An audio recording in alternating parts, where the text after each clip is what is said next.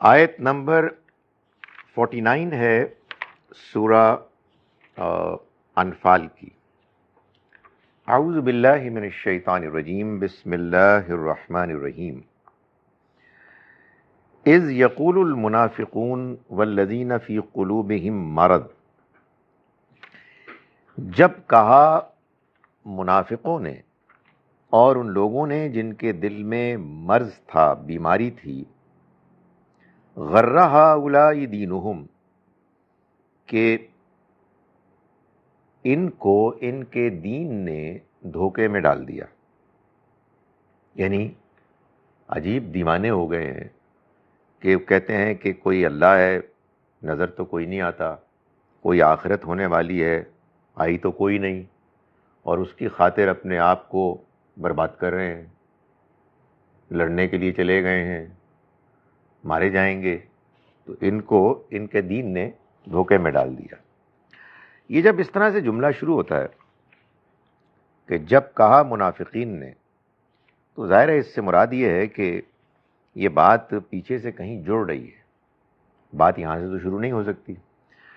تو یہ سورہ انفال میں کہ جس سورہ مبارکہ کا موضوع ہے اللہ کی طرف سے کفار پر عذاب نازل ہونے کے لیے اللہ کے رسول کے ساتھیوں کی تیاری، یعنی ان کو تیار کیا جا رہا ہے اخلاقی روحانی طور پر بھی اور مادی طور پر بھی، کہ وہ اللہ کی طرف سے اس فیصلے کو آخری حد تک نافذ کر دیں کہ جس فیصلے کا اعلان اللہ نے بالکل ابتدا میں کر دیا کہ جب بھی اللہ کے رسول آئیں گے اور ان کی قوم کے لوگ ان کا انکار کریں گے تو وہ قوم بالآخر عذاب سے دوچار ہو جائے گی۔ تو اللہ کی طرف سے جب یہ فیصلہ ہوا اور یہ طے ہوا کہ اس قوم کو کہ جس نے اللہ کے آخری رسول صلی اللہ علیہ وسلم کا انکار کیا ہے، ان پر عذاب آئے گا اللہ کے رسول کے ساتھیوں کی تلواروں کے ذریعے سے، تو پھر اللہ نے اس سورہ مبارکہ میں ان ساتھیوں کو تیار کیا اور ان واقعات کو بیان کیا کہ جو واقعات گویا کے تمہید بن گئے اصل بڑے عذاب کے آنے سے پہلے۔ وہ تمہید جو تھی اس میں ایک بہت بڑا واقعہ تھا غزوہ بدر کا۔ غزوہ بدر اگرچہ کہ خود ایک عذاب کی شکل تھی، مگر یہ عذاب آیا تھا ایک جزو پر، انکار کرنے والوں کے ایک چھوٹے سے سیگمنٹ پر جو بڑے قریش کے لیڈرز تھے، لیکن عذاب تو آنا تھا پورے اس علاقے پر کہ جس میں اللہ کے رسول آئے تھے۔ تو اس پورے علاقے پر عذاب کے برپا کرنے سے پہلے اللہ تعالیٰ نے ان لوگوں کو کہ جو اللہ کے پیغام کے پہنچنے میں رکاوٹ بن رہے تھے، لوگوں کے ٹھنڈے دل سے غور کرنے میں ایک رکاوٹ بنے ہوئے تھے، اللہ نے ان کو ہٹا دیا، صفحہ ہستی سے ان کو مٹا دیا۔ اور جب یہ کچھ ہو رہا تھا تو غزوہ بدر میں تو کچھ اور لوگ بھی تھے جو پس پردہ اپنا اپنا رول ادا کر رہے تھے، جن میں منافق تھے، جن میں یہودی تھے۔ سو وہ ہم نے پچھلی آیت میں دیکھا کہ شیطان نے ان کے اعمال کو خوشنما بنا دیا اور انہوں نے کہا کہ آج کوئی ہمارے اوپر غالب نہیں آ سکتا۔ تو میں نے گزارش کی تھی کہ وہ شیطان نے یہودیوں کو، منافقین کو ورغلایا، یہودیوں نے جا کے تھپی دی مشرکین کو، اور وہ اکڑ کے میدان جنگ میں آ گئے۔ اس نے کہا جی کہ میں تمہارے ساتھ ہوں۔ جب اس نے دیکھا کہ دونوں گروہ آپس میں اب سامنے سامنے آ کے لڑ پڑے ہیں تو وہ ایڑیوں کے بل واپس لوٹ گیا اور اس نے کہا کہ میں تم سے بری ہوں، میں تو اللہ کو دیکھتا ہوں، میں اس کو دیکھتا ہوں جس کو تم نہیں دیکھ سکتے، اور میں اللہ سے ڈرتا ہوں۔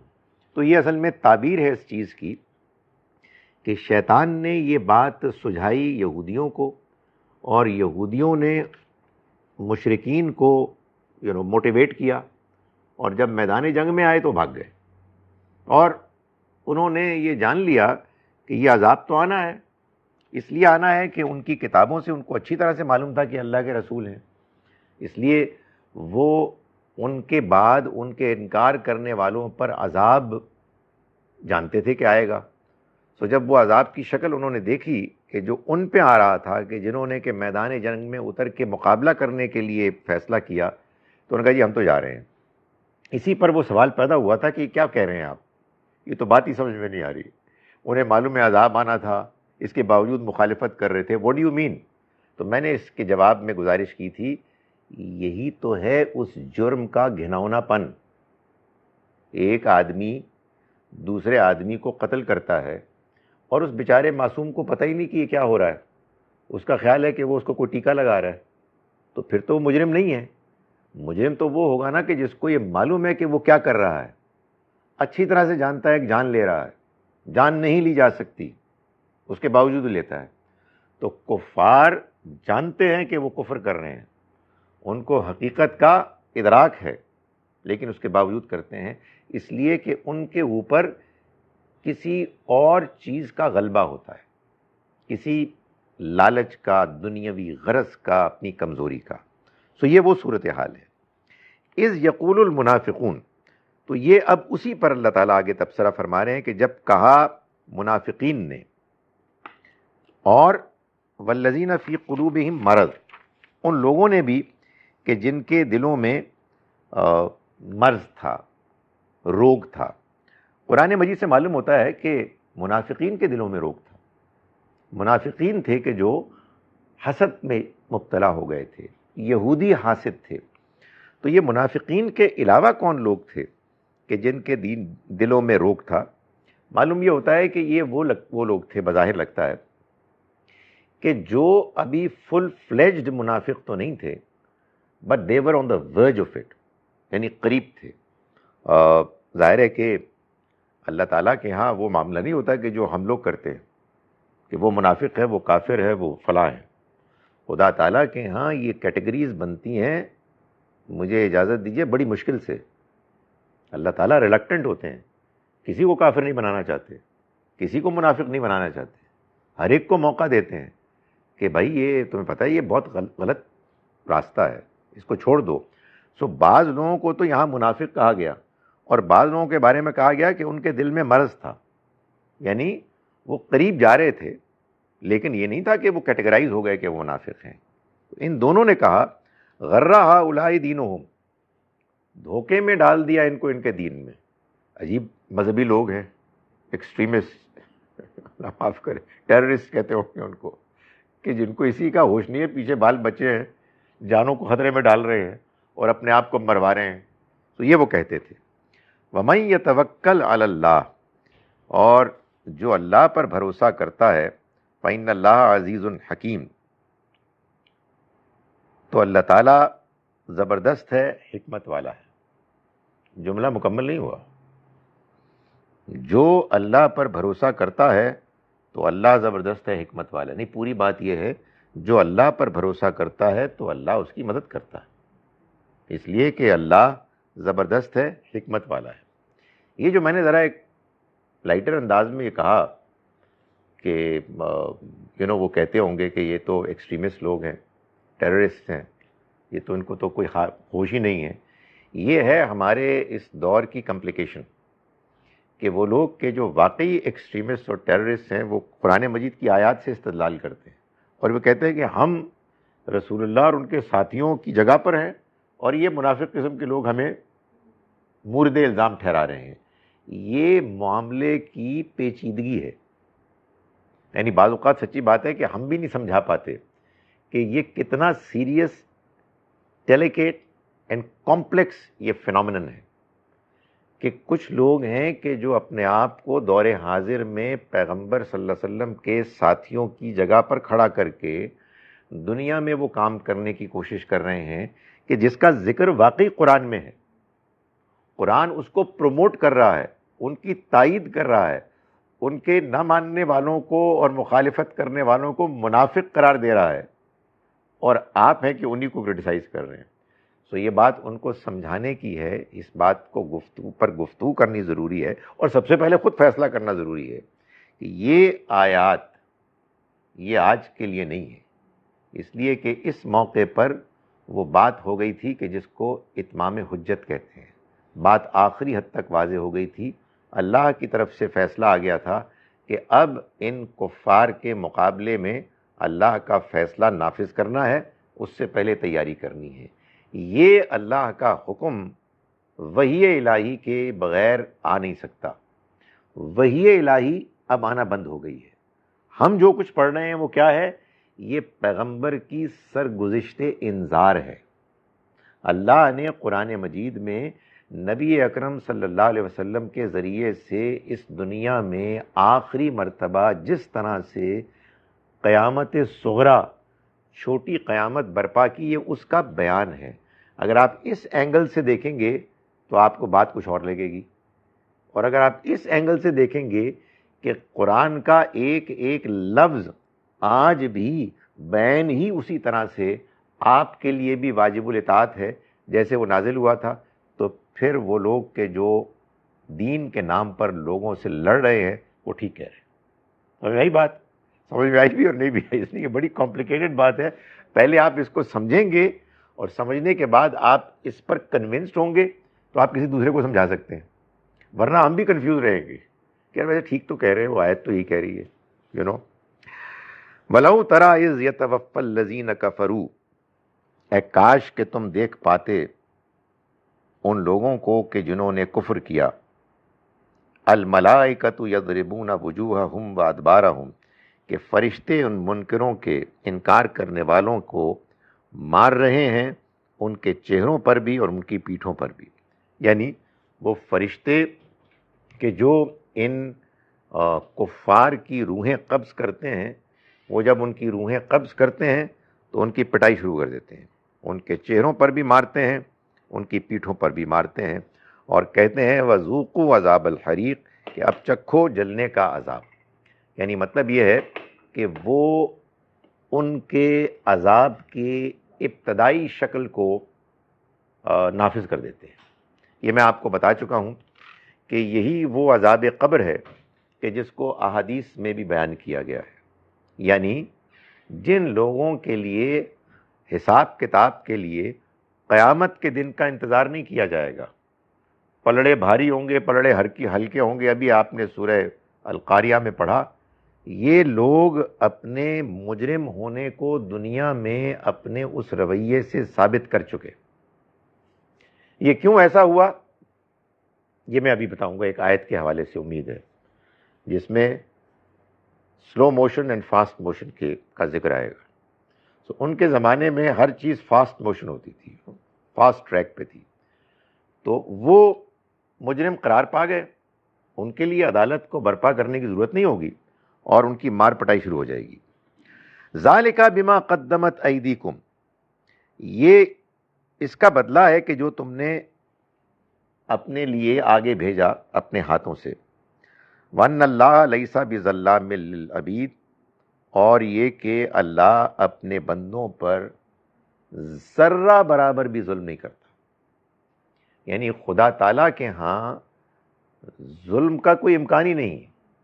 تمہیں اگر یہ محسوس ہو رہا ہے کہ یہ ان کی پٹائی کیوں ہو رہی ہے تو اس کی وجہ یہ ہے کہ یہ ڈیزرو کرتے ہیں۔ میں نے ابھی گزارش کی، خدا تعالیٰ تو مواقع فراہم کرتے ہیں کہ لوگوں کو کسی طرح سے اپرچونٹی ملے تو بھاگ جائیں، ہٹ جائیں۔ ہم سب غلط کام کرنے کے بارے میں سوچتے ہیں، اللہ روکنے کے لیے موقع فراہم کرتا ہے، آپ کو خیال آتا ہے، کوئی بندہ آ جاتا ہے، آپ غلط کام کرنے سے ڈسٹرب ہو جاتے ہیں، اچھا کر بیٹھتے ہیں، اس کے بعد پچھتاوا ہوتا ہے، کیا فضول حرکت کیا، کیا گھٹیا حرکت کیا میں نے، اللہ مجھے معاف کرے۔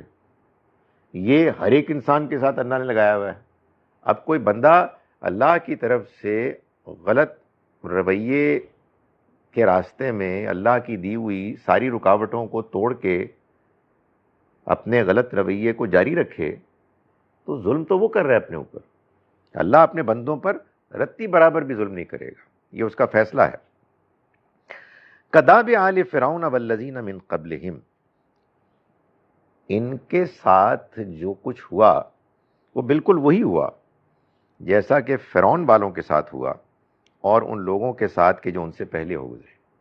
یہ دیکھیں، یہ قرآن بار بار یہی کہتا ہے کہ خدا کا قانون اٹل بے لاگ ہے، اس کی سنت ہوتی ہے، وہ بار بار اسی طرح سے امپلیمنٹ ہوتی ہے.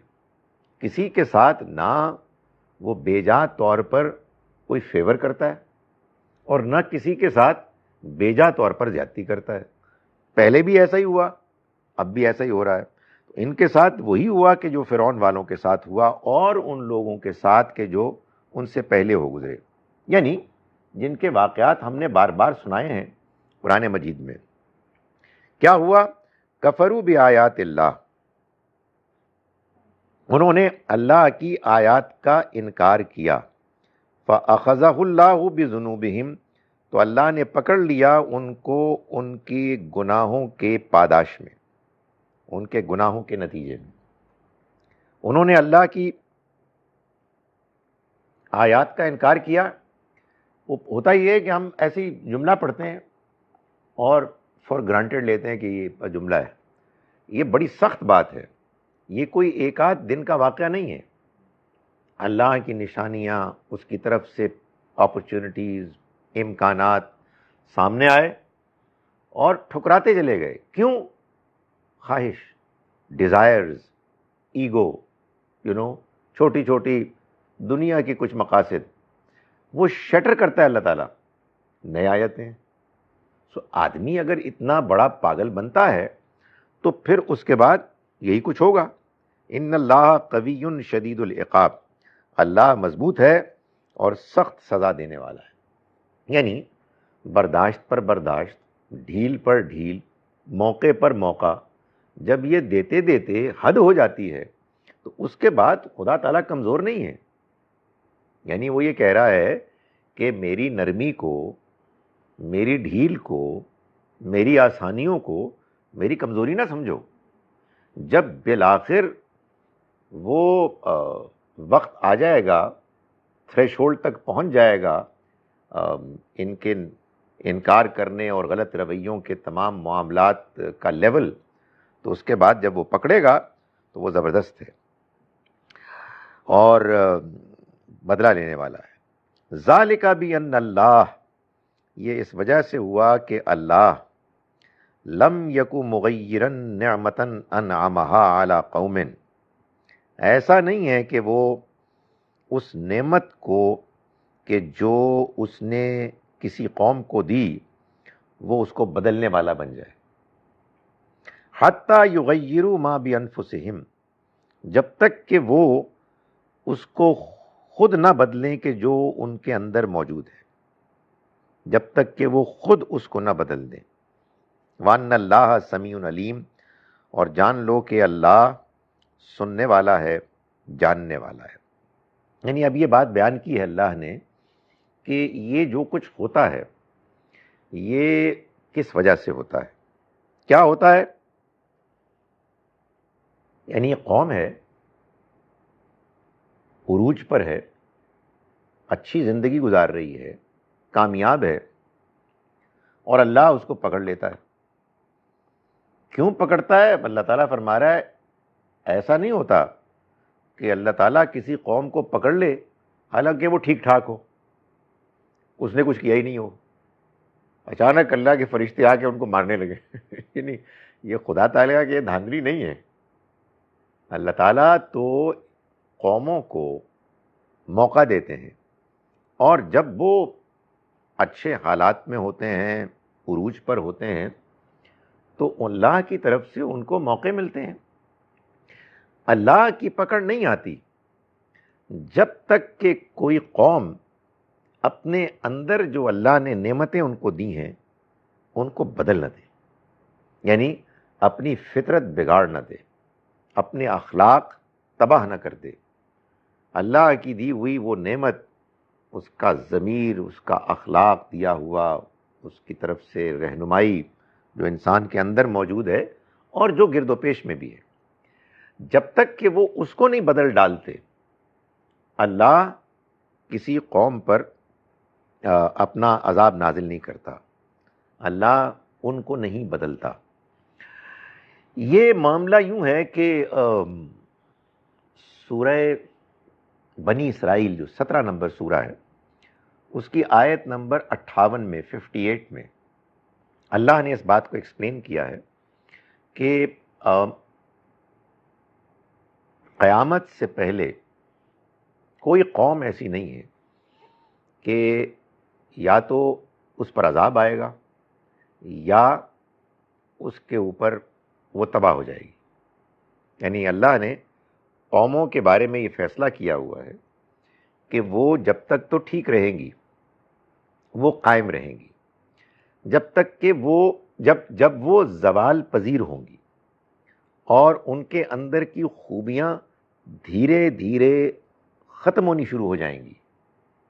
لوگ جھوٹ بولنا شروع کر دیں گے، لوگ دھوکہ دینا شروع کر دیں گے. جھوٹ ایک قابل فخر بات ہوگی. دھوکہ دینا انسان کو پاپولر بنائے گا. جو جتنا بڑا دھوکے باز ہے وہ اتنا زیادہ پاپولر ہے. یہ جب آخری انتہا کو نہیں پہنچے گی اس وقت تک اللہ تعالیٰ کسی قوم کو نہیں پکڑے گا. تو یہ عام طور پر میں نے گزارش کی، قوموں کے معاملے میں یہ ہوتا ہے سلو موشن، چلتے رہتے ہیں، غلطیاں ہوتی ہیں، اچھائیاں بھی ہوتی ہیں، غلطی اچھائی پر غالب آتی ہے، لیکن تھوڑا تھوڑا کر کے اس میں دہائیاں صدیاں لگ جاتی ہیں. مگر یہی فاسٹ موشن ہو جاتا ہے، فاسٹ ٹریک ہو جاتا ہے رسولوں کے آنے کے بعد. یعنی یہ بات بڑی ضروری ہے کہ واضح کی جائے. اس حقیقت کے واضح کیے جانے کے بغیر آپ کو قرآن سمجھ میں نہیں آ سکتا. سمجھ میں آنے سے مراد اندر ایبزارب نہیں کر سکتے. سمجھ میں تو آ جائے گا کہ اللہ نے بھیجا رسول کو، لوگوں نے انکار کیا، اللہ نے ان کو مار دیا، کافر مارے جائیں گے، کافر گھٹیا لوگ ہیں، ہم مومن ہیں، ہم کامیاب ہو جائیں گے. یہی فضول قسم کی باتیں لوگ مانیں گے. یہ ماننا کیا ماننا ہے؟ بات تو سمجھ میں آئی نہیں. سمجھ میں آنے سے مراد یہ ہے کہ خدا نے جو آپ کو عقل دی ہے، خدا نے جو آپ کو فطرت دی ہے، وہ مطمئن ہو. فطرت بیچاری بیٹھی دیکھ رہی ہے ایک تماشا مولوی لوگ کیا گفتگو کر رہے ہیں. یعنی اللہ نے بتایا ہمیں کچھ اور ہے ادھر، اور ادھر معلوم ہوا کہ اگر آپ مسلمان ہیں، کلمہ گو ہیں، الحمدللہ جنت، اور اگر کافر ہیں، غیر مسلم ہیں، جہنم. تو یہ اس طرح کی باتیں لوگ اس وقت کرتے ہیں کہ جب خدا تعالیٰ کے پیغام کو سمجھتے ہی نہیں ہیں. خدا تعالیٰ نے یہ بتایا ہے کہ آپ کو جو اخلاق دیے گئے ہیں یہ شیطان نے نہیں دیے، یہ جنات سے نہیں آئے آپ کے پاس، یہ اتفاق سے نہیں، یہ خدا نے دیے ہیں. اور وحی الہی بھی اللہ کی ہے. اللہ کے ہاں کوئی تضاد ہے ہی نہیں. تو وحی الہی اور انسانی اخلاق یہ ایک دوسرے کے ساتھ جڑے ہوئے ہیں. یہ دونوں ایک دوسرے کے ہم مزاج ہیں. ہیومن نیچر کے اندر اچھائی، سچ بولنا، لوگوں کے کام آنا، حق پسند ہونا، کسی کے دکھ میں پریشان ہونا، جو سینکڑوں ہیں یہ ایسی ویلیوز، اور منفی بھی، جھوٹ بولنے پر پریشان ہونا، کسی کے تکلیف میں پریشان ہونا، وغیرہ وغیرہ. یہ اخلاق ہیں جو اللہ نے دیے ہوئے ہیں. وحی الہی انہی اخلاق کو سپورٹ کرنے آئی ہے، یہ بتانے آئی ہے کہ اللہ نے دیے ہیں. انہی اخلاقیات کے بارے میں اٹھنے والے چند پیچیدہ سوالات کا جواب دینے آئی ہے شریعت کی شکل میں. اور سب سے بڑھ کر یہ بتانے آئی ہے کہ ان اخلاقیات کی بنیاد پر آخرت میں اللہ فیصلہ کرے گا.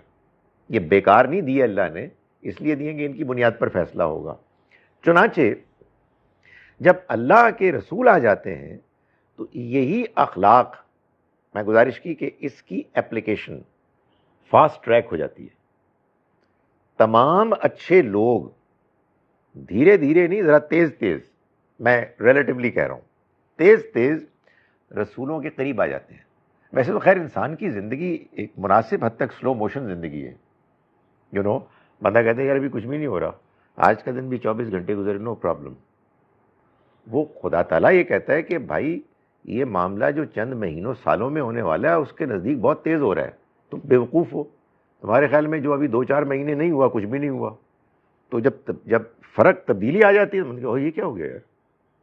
تو پھر آپ جب پیچھے دیکھتے ہیں تو یار واقعی وہ اس زمانے میں تو ہم خیال کرتے تھے کہ کچھ بھی نہیں ہونے والا.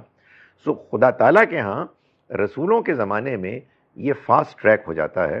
اور ہوتا کیا ہے کہ سارے اچھے لوگ رسول کے ساتھی بن جاتے ہیں اور سارے گھٹیا لوگ ان سے الگ ہو جاتے ہیں، اور اس کے بعد اللہ کا عذاب آ جاتا ہے۔ یہی چیز قوموں کے معاملے میں ذرا سلو موشن بھی ہوتی ہے، صدیوں پر محیط، جس میں کوئی قوم اگر دھیرے دھیرے زوال پذیر ہوگی تو پھر اس کو جو اللہ نے نعمت دی ہے اس کو بدل دے گا، وہ کسی اور کو مل جائے گی اور وہ فارغ ہو جائے گی۔ فارغ ہو جائے گی یعنی یا تو برباد ہو جائے گی یا پھر وہ ذلیل رسوا ہوگی، دوسروں کے آگے ہاتھ پھیلائے گی، مجھے کوئی دے دو یار، اس مرتبہ میں پیسے نہیں ہمارے پاس، پیسے دے دیں، جیسے وہ یوسف علیہ السلام کے بھائیوں نے آگے پیسے دے دو کچھ، تو یہ ان کا حال ہو جائے گا۔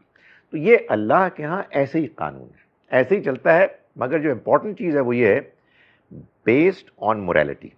تو اللہ تعالیٰ نے یہاں یہ بیان کیا ہے۔ سر وہ جو آپ نے سورہ بنی اسرائیل سے ریلیٹڈ عذاب کی بات کی جی، ہے، سر یہ آن گوئنگ پروسیس ہے، یعنی آج کل کی جو قومیں ہیں ان پر بھی عذاب آئے گا؟ قیامت سے پہلے کا ہے اس آیت، قیامت سے پہلے ہوتا رہے گا۔ میں یہی تو سمجھانے کی کوشش کر رہا ہوں کہ خدا کا قانون ایک ہی ہے، صرف فرق سپیڈ میں ہے، سلو موشن، فاسٹ موشن۔ رسولوں کے آنے کے بعد وہ موشن تیز ہو جاتا ہے۔ نوح علیہ السلام کے زمانے میں مثلاً وہ تیز بھی تھا لیکن سلو تھا، 950 سال ہو گئے تھے۔ اس کی وجہ شاید یہ تھی کہ زندگی سلو پیسڈ تھی۔ نبی صلی اللہ علیہ وسلم کے سلسلے میں آپ دیکھیں کتنی فاسٹ پیسڈ ہوئی ہے۔ 22-23 ایئرز از نو ٹائم، مگر سب کچھ الٹ پلٹ ہو گیا، جو اوپر تھا وہ نیچے ہو گیا، نیچے تھا وہ اوپر ہو گیا۔ تو یہ خدا تعالیٰ کرتا ہے، اس کے یہاں یہی قانون ہے، اس کو یہاں سمجھایا گیا ہے۔ نہیں، پھر آپ نہیں سمجھی بات۔ عذاب تو آئے گا بنیادی طور پر اس وجہ سے کہ قوم بالکل بگڑ گئی، رائٹ؟ اس سے پہلے نہیں آئے گا۔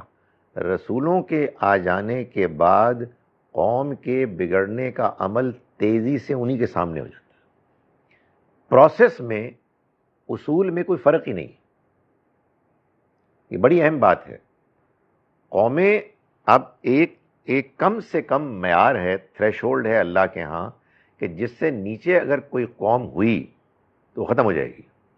وہ آتی ہیں بہت سلولی، جب تک وہاں تک نہیں پہنچیں گی وہ سروائیو کریں گی، آ جائیں گی تو پکڑی جائیں گی۔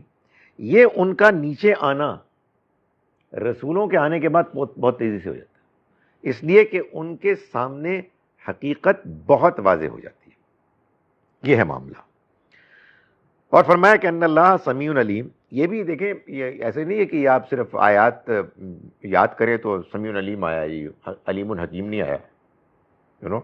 اس میں سے ہر لفظ کا اپنا ایک ظاہر رول ہے، وہ سننے والا، جاننے والا ہے، وہ ہر چیز کو دیکھ رہا ہے، سو وہ لوگوں کی کارکردگی، ان کی پرفارمنس سے واقف ہے۔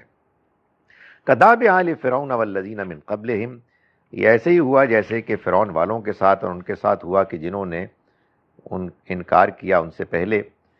کذبوا بآیات ربہم، انہوں نے اپنے رب کی نشانیوں کو جھٹلایا۔ فأہلکناہم بذنوبہم، تو ہم نے ہلاک کر دیا ان کو ان کے گناہوں کے نتیجے میں۔ وأغرقنا آل فرعون، اور ہم نے فرعون والوں کو غرق کر دیا۔ وکل کانوا ظالمین، اور وہ سب ظالم تھے۔ یعنی اصل میں اللہ کے ہاں اصول ایک ہی ہے کہ اگر کوئی قوم ظالم ہو جائے گی تو پھر اس کو اللہ تعالیٰ پکڑ لے گا۔ عام طور پر دنیا میں اس لیے نہیں پکڑتا کہ قوم بحیثیت قوم ظالم نہیں ہوتی، یعنی ان کا غالب حصہ ظالم ہو کے ظلم کی انتہا کو نہیں پہنچتا۔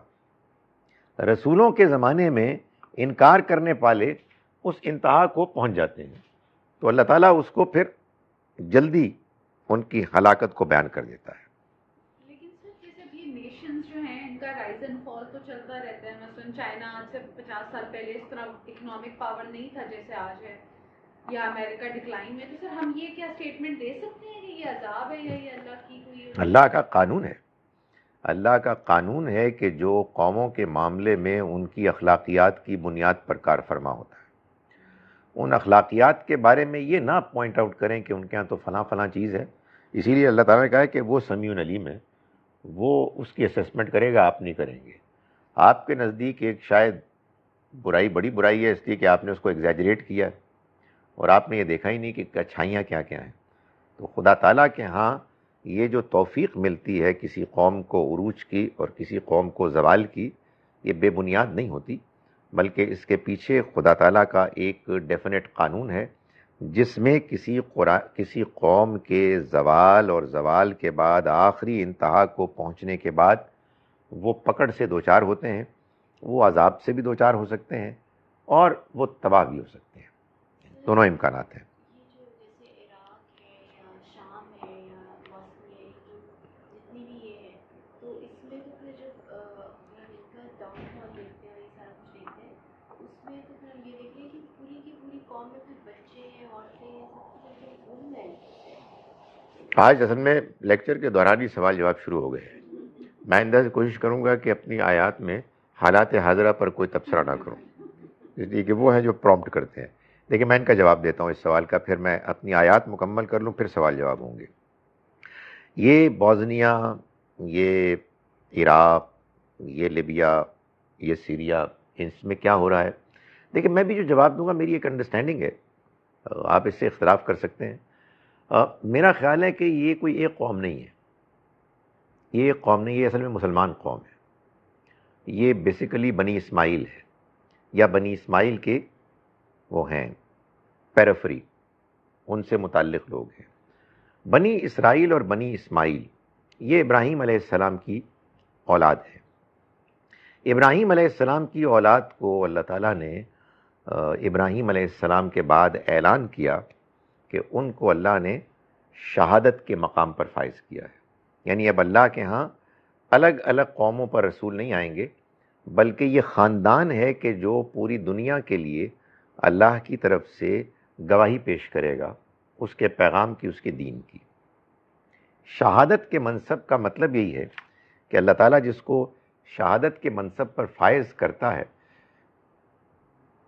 ان کو وہ موقع فراہم کرتا ہے کہ وہ اللہ کی طرف سے جو پیغام ان کے پاس ہے وہ دنیا کے سامنے پیش کریں، اپنے قول سے بھی اور اپنے عمل سے بھی پیش کریں گے، سرخرو ہوں گے، کامیاب ہوں گے، دنیا میں بھی اور آخرت میں بھی۔ نہیں پیش کریں گے، چاہے رسول ہوں، چاہے بنو ابراہیم ہوں، ابراہیم کی اولاد ہوں، تو دنیا میں بھی مارے جائیں گے، وہاں بھی پکڑے جائیں گے۔ رسولوں کے ضمن میں ایک ہلکا سا اس کی جھلک یونس علیہ السلام کے معاملے میں اللہ نے دکھا دی۔ غلطی ہوئی، پکڑ ہو گئی، خدا نخواستہ زیادہ ہوتی، زیادہ ہو جاتی، لیکن انہوں نے توبہ کر لی۔ بنی اسرائیل جو اب بحیثیت خاندان، بحیثیت قوم اسی منصب پر فائز ہوئے، جب انہوں نے گڑبڑ کی تب ان کی پٹائی ہوئی، وہی فاسٹ موشن، سلو موشن نہیں، فاسٹ موشن۔ اب زمانہ کون سا ہے؟ اب زمانہ بنی اسماعیل کا ہے۔ سو یہ ساری جو پٹائی ہے، یہ اصل میں میری اپنی آرڈنری انڈرسٹینڈنگ میں اسی کا نتیجہ ہے۔ ہم لوگ گھٹیا ہو گئے، ہم لوگ جھوٹے ہو گئے، ہم لوگ ظالم ہو گئے، انفیئر ہو گئے۔ اس وجہ سے جس پیغام کے ہم علم بردار تھے، وہ پیغام اب ہمارے ہی خلاف گواہی دے رہا ہے۔ بچے دیکھیں، بچے تو ایسے بھی ہوتے ہیں کہ جو بچپن میں فوت ہو جاتے ہیں۔ جو بچے پیدا ہوئے اور ابھی وہ جوانی کی عمر کو نہیں پہنچے، اللہ کا ان کے ہاں کیا فیصلہ ہوگا وہ وہی جانتا ہے، اس کی اپنی حکمتیں ہیں، ہم کوئی تبصرہ نہیں کر سکتے۔ لیکن یہ بات طے ہے کہ جو 2 سال کی عمر میں، 4 سال کی عمر میں فوت ہوا، وہ اس آزمائش سے نہیں گزرا کہ جس آزمائش سے میں اور آپ گزر رہے ہیں۔ کیوں؟ اللہ کا فیصلہ ہے۔ بھائی ساری چیز کو تو نہیں جان سکتے، ہمیں اگر اتنی ہی اس نے مہربانی کر دی کہ چند مسائل سمجھا دیے کہ دیکھو اس معاملے میں یہ میں نے اس لیے کیا، اور آپ کہیں واو سمجھ میں آ گئی بات، تو پھر یہی واو آپ وہاں بھی کریں جہاں آپ کو سمجھ میں نہیں آ رہا۔ بھائی کسی قابل سمجھدار آدمی سے جب آپ ملتے ہیں اور آپ کو میتھمیٹکس نہیں آتی، اس کو آتی ہے، وہ چند چیزیں آپ کو سمجھا دیتا ہے، اور کہتے ہیں یار بڑا آدمی ہے یہ، اور پھر کچھ اور چیزیں بھی کرتا ہے آپ کے سامنے جو آپ کو بالکل سمجھ میں نہیں آتی، تو آپ کہتے ہیں بندہ قابل ہے یار، ٹھیک ہی کہہ رہا ہوگا۔ تو اللہ تعالیٰ کے بارے میں یہ مان لیں کہ وہ آپ کو سمجھا رہا ہے کہ کچھ باتیں تو سمجھا دی ہیں، کچھ اور باتیں ہیں وہ کہہ رہا ہے وہ بھی میں نے حکمت کے ساتھ کی، تو سمجھ لیں اس کو بھی اور اس پر بھروسہ کریں۔ یعنی اس کے علم پر بھی، اس کی حکمت پر بھی، اس کے فیصلوں پر بھی۔ تو فرمایا کہ ان شر الدواب عند اللہ، بدترین حیوان، جانور اللہ کے نزدیک، الذین کفروا، وہ لوگ ہیں کہ جنہوں نے انکار کیا، فہم لا یؤمنون، تو وہ اب ایمان لانے والے نہیں۔ یہ وہی الفاظ ہیں کہ جو ہم نے اس سورہ میں آیت نمبر 22 میں بھی پڑھے، لیکن اس میں ذرا الفاظ فرق تھے۔ ان شر الدواب عند اللہ الصم البکم الذین لا یعقلون، وہ بہرے اور گونگے ہیں جو عقل سے کام نہیں لیتے۔ یہاں فرمایا بدترین حیوان اللہ کے نزدیک وہ لوگ ہیں کہ جنہوں نے انکار کیا، چنانچہ وہ ایمان نہیں لائیں گے۔ سو معلوم یہ ہوا کہ عقل کو استعمال نہ کرنا، اپنے کانوں کو، اپنی زبان کو، اپنی آنکھوں کو ہدایت کی غرض سے استعمال نہ کرنا، یہ وہ چیز ہے کہ جو انسان کو جانوروں سے بدتر کر دیتی ہے۔ وجہ کیا ہے؟ وجہ یہ ہے کہ جانور تو اللہ کی طرف سے یہ صلاحیت ہی لے کر نہیں آئے، وہ تو صرف صلاحیت لے کر آئے ہیں کھانے پینے کی اور بھونکنے کی اور دم ہلانے کی۔ تو یہ صلاحیت اگر آپ بھی استعمال کرتے ہیں تو یہ کیا کمال ہوا؟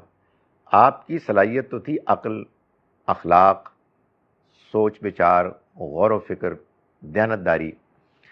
تو اگر آپ اس کو استعمال نہیں کرتے تو قرآن مجید کہتا ہے کہ ایسے لوگ جانوروں سے بھی بدتر ہیں، وہ عقل سے کام، وہ ایمان نہیں لائیں گے۔ یہ کون لوگ ہیں؟ ان کو اب مطابق حال کر دیا۔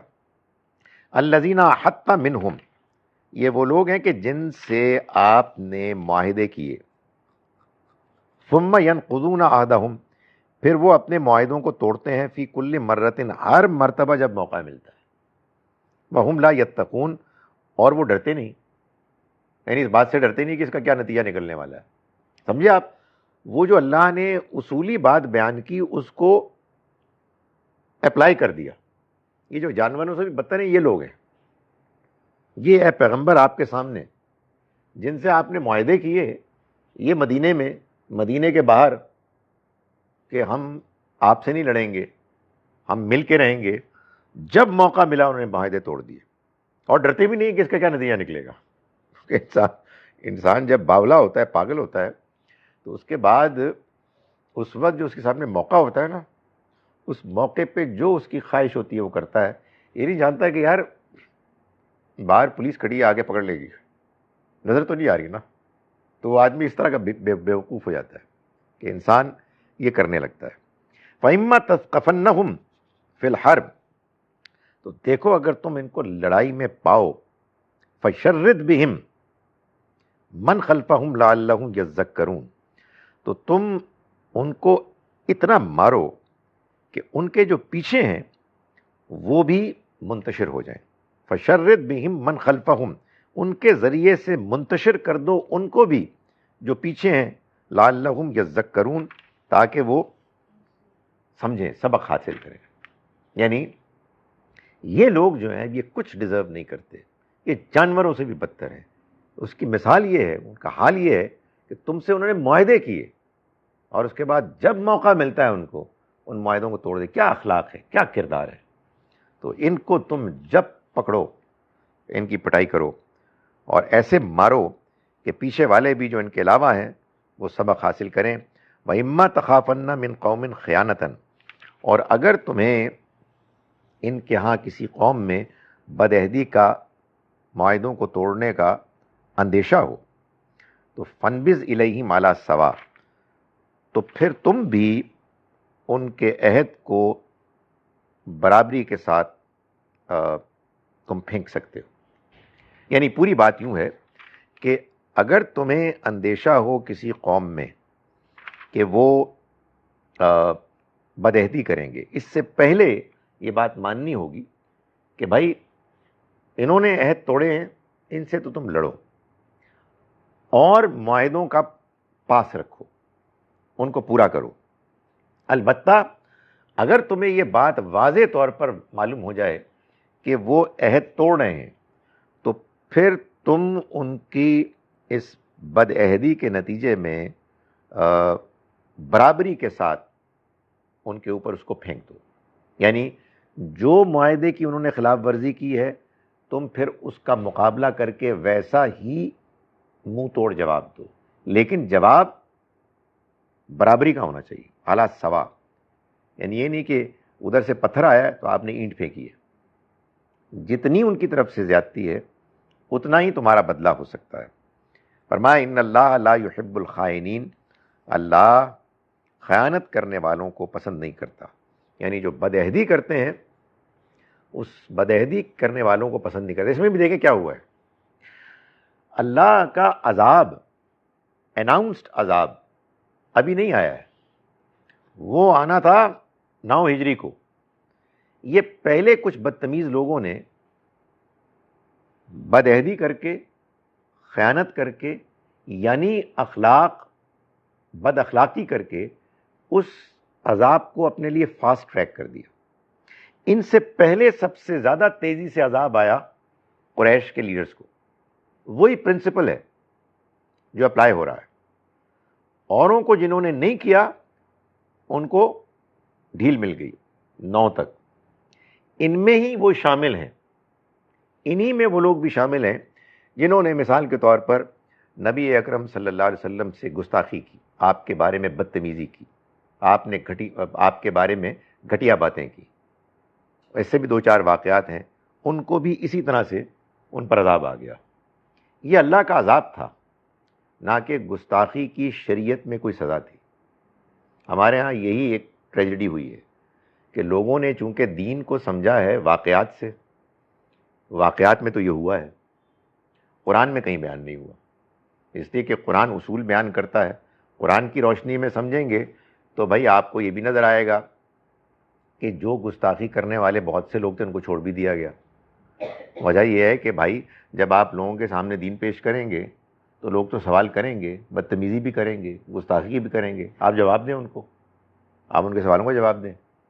تو یہ کیا کہ آپ نے کہا کہ اگر تم نے اس طرح کی کوئی بات کی تو ہم مار دیں گے, تو اس کے بعد کوئی کہے یار اپنا دین اپنے پاس رکھو, ہم انٹرسٹڈ نہیں. اگر آپ اتنے زیادہ اس بارے میں حساس ہیں تو we'll not talk about it. موسم کی بات کریں گے, کرکٹ کی بات کریں گے, دین کی بات نہیں کریں گے. اس کی وجہ یہ آپ سے دین کی بات کریں, آپ نے تمہیں مار دینا ہے. سو یہ کوئی دین ہے ہی نہیں. یعنی عجیب و غریب دین ہے جو پیش کرتے ہیں لوگ اپنے اس میں غیرت میں آ کے, اپنے معلوم نہیں کس چیز میں آ کے. سو خدا کا دین بڑا واضح ہے, سمجھ میں آنے والا ہے, اس کی دعوت دینی چاہیے. یہ کتاب اصل میں اس دین کو لانے والے پیغمبر صلی اللہ علیہ وسلم کی سرگزشت انذار ہے. اس پوائنٹ آف ویو سے جب آپ اس کو پڑھیں گے تو یہ کتاب بھی سمجھ میں آئے گی, دین بھی سمجھ میں آئے گا. نہیں پڑھیں گے نہ کتاب سمجھ میں آئے گی نہ دین سمجھ میں آئے گا. اب میں اس کا ترجمہ کر رہا ہوں جو ان آیات کا جو ہم نے آج پڑھی. ہم نے آیت نمبر 49 سے اپنا سبق شروع کیا. بسم اللہ الرحمن الرحیم. سورہ انفال. آپ کہیں گے اچانک سورہ انفال کہاں سے آ گئی؟ مجھے خیال ہے کہ لوگوں کو پتہ ہی نہیں ہو. وہ ہے کہ سورہ آل عمران کی 49 پہ پہنچے ہوئے. اذ یقول المنافقون, یہ موقع ہے اس بات کا کہ جب منافقین نے کہا, والذین فی قلوبہم مرض, اور ان لوگوں نے کہ جن کے دل میں بیماری تھی. کیا کہا؟ غر ہؤلاء دینہم, ان لوگوں کو ان کے دین نے دھوکے میں ڈال دیا ہے. ومن یتوکل علی اللہ, اور جو اللہ پر بھروسہ کرے گا تو اللہ اس کی مدد لازماً کرے گا. فإن اللہ عزیز حکیم, اس لیے کہ اللہ زبردست ہے, طاقتور ہے, حکمت والا ہے. حکمت بھی اس کے پاس, طاقت بھی اس کے پاس. باقی کسی کے پاس کیا ہے؟ کچھ بھی نہیں ہے, گلی ڈنڈا ہے بس. باقی سارے فارغ ہیں. اللہ یہی ہے جو سب کچھ جانتا بھی ہے اور ساری طاقت رکھتا ہے, تو اسی پہ بھروسہ کرنا چاہیے. وَلَوْ تَرَىٰ إِذْ يَتَوَفَّى الَّذِينَ كَفَرُوا, اور اگر تم دیکھ سکتے کہ جب وہ لوگ کہ جنہوں نے کفر کیا, الملائکۃ یضربون وجوہہم وادبارہم, کہ فرشتے مار رہے ہیں ان کے چہروں کو بھی اور ان کی پیٹھوں کو بھی.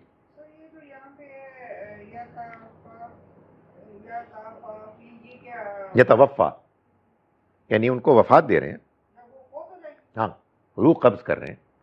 یعنی وہ جب بھی مریں گے یہ کافر، فرشتے وہاں سے ان کو مارنا شروع کر دیں گے. کاش تم ان کو دیکھ سکتے تو تمہیں پتہ لگتا ہے جو کچھ بھی ہم کہہ رہے ہیں ٹھیک کہہ رہے ہیں. تمہیں نظر نہیں آ رہا نا، چونکہ تم کہہ رہے ہیں پتہ نہیں کیا ہے، ہوتا بھی ہے کہ نہیں ہوتا. تو وہ ان کی پٹائی شروع کر دیتے ہیں. وذوقوا عذاب الحریق، اور یہ کہتے ہیں کہ چکھو اب جلنے کا عذاب. یعنی یہ تو ہے ابتدائی تمہارے لیے مہمان نوازی ابتدا کی، اور آگے چل کے تمہارے ساتھ وہ بھی ہونے والا ہے.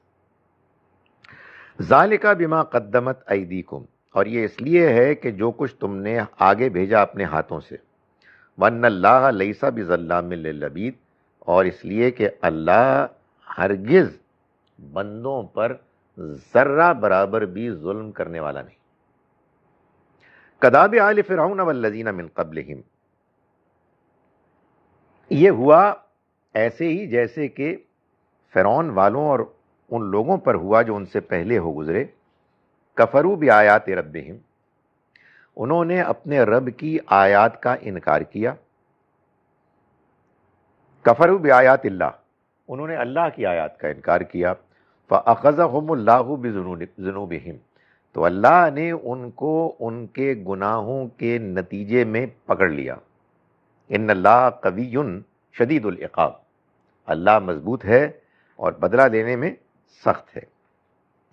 ذالکا، یہ اس لیے ہوا بِأَنَّ اللَّهَ لَمْ يَكُ مُغَيِّرًا نِعْمَةً أَنْعَمَهَا عَلَىٰ قَوْمٍ.